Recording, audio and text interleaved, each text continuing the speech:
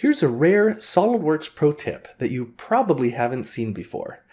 A creative way to use the tool for dynamically updating free body diagrams using sketch mode.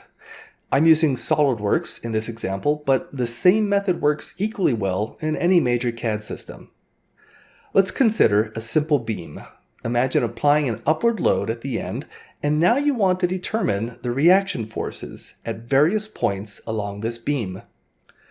Hand calculations certainly have their place and are valuable tools for engineers, but here's an opportunity to take it to the next level. Years ago, I developed a trick in SolidWorks sketch mode to have CAD perform these calculations automatically. The beauty of this trick is the variables for which you're solving, reaction forces in our example, dynamically update whenever you modify the inputs.